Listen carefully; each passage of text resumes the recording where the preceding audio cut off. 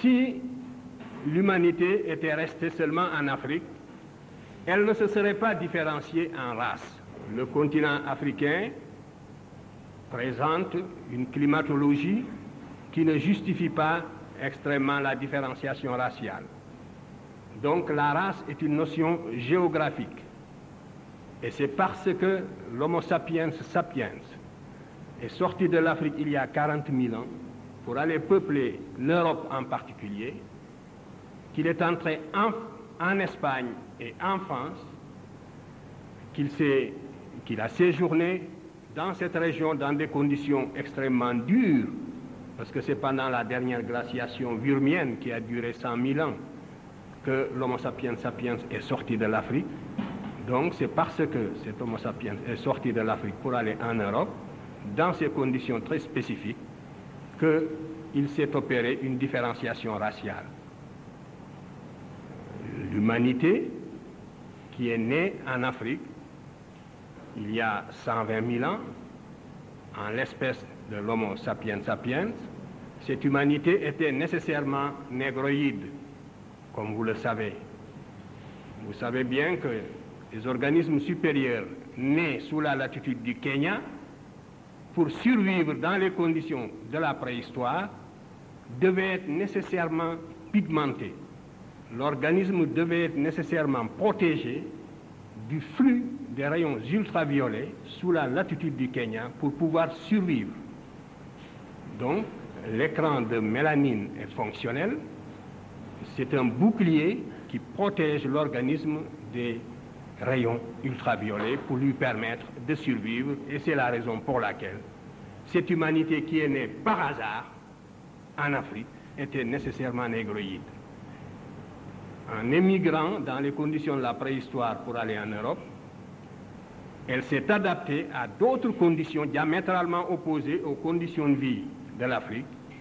Et c'est pour ça que progressivement, elle a blanchi pour devenir leucoderme. Ce laps de temps est évalué à peu près à 20 000 ans si nous considérons la date, l'époque de l'entrée de l'homme de Grimaldi, c'est-à-dire du premier Africain en Europe. L'homme de Grimaldi, ainsi qu'on l'appelle, est entré en Europe il y a 40 000 ans. Il est resté sur place, il a évolué sur place jusqu'à moins 20 000 ans, pour qu'apparaisse pour la première fois sur la planète la morphologie du leucoderme et par conséquent le type humain qu'on appelle la race de Cro-Magnon. Il faudra encore attendre 15 000 ans pour qu'apparaisse le type que l'on appelle communément l'homme de la chancelade et qui serait le prototype du jaune. Pendant le Paléolithique supérieur donc, voilà les trois races qui vont exister dans les conditions de la glaciation Würmienne, et la toute première, qui est la race noire, s'est étendue de l'Europe de l'Ouest jusqu'au lac Baïkal, à travers la Crimée, le bassin du Don, toute la région de l'Europe actuelle. Partout, on trouvait, il y a 32 000 ans, on ne trouvait qu'une seule humanité homogène, qui était cette humanité négroïde, qui, en s'expatriant, se différenciait aussi. C'est la même humanité aussi qui a fini, vers moins 15 000 ans, qui a traversé le détroit de Bering pour aller peupler également les trois Amériques. Justement, le peuplement de l'Amérique est une confirmation de l'origine monogénétique de l'humanité, parce qu'en Amérique, vous avez toutes les transitions climatiques depuis la Terre de Feu jusqu'en Alaska. Vous avez donc toutes les zones climatiques possibles qui existent. Mais l'Amérique n'a pas connu d'homme fossile.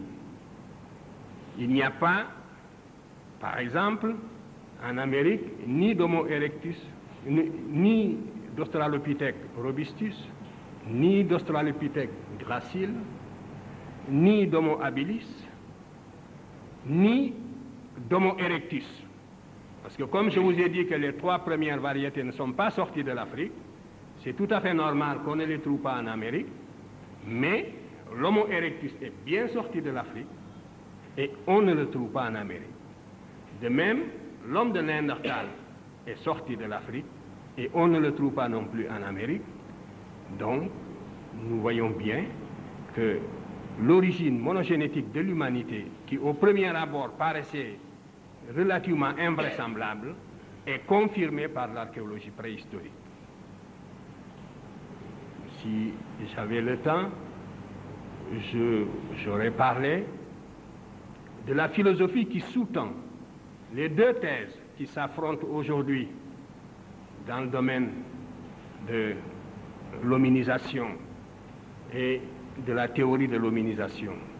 Vous savez bien qu'il y a la thèse monogénétique qui s'appuie sur toutes ces données de l'archéologie préhistorique, mais à côté aussi, il y a la thèse polycentrique qui voudrait que certaines conditions étant réunies, la nature ait créé ici un homme jaune, là un homme blanc et ailleurs un homme noir. Cette thèse, qui est aussi la thèse du bon sens, eh bien, elle n'est pas confirmée par les faits d'archéologie préhistorique. Et lorsqu'on y regarde de près, elle est même la plus invraisemblable parce qu'il est extrêmement improbable que la nature, au cours de son évolution, passe deux fois par le même point. Bref, c'est la thèse monogénétique qui est confirmée.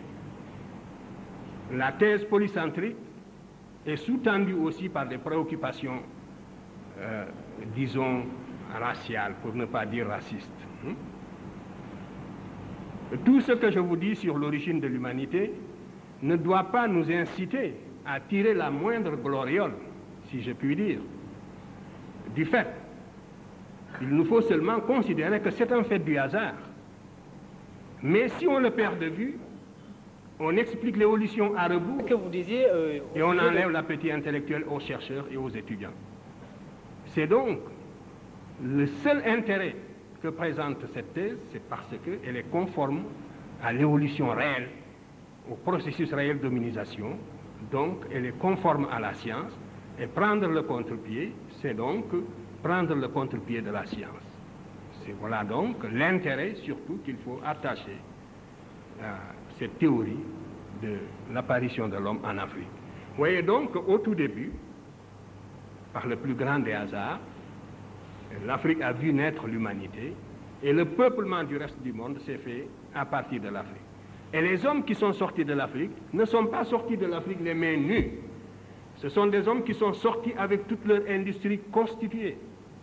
L'homme de l'Aurignacien avait inventé une industrie justement. Le Grimaldien, comme je l'ai appelé tout à l'heure, il a inventé une industrie qu'on appelle l'industrie aurignacienne. C'est ainsi qu'on l'a caractérisé une fois qu'il est arrivé en France. Mais cet homme est entré en Europe avec son industrie bien constituée. L'industrie aurignacienne, dont cet homme est responsable, n'est pas née en Europe. Elle a été inventée de l'extérieur. Et les inventions qui se situaient au niveau de la pierre à cette époque étaient de véritables révolutions.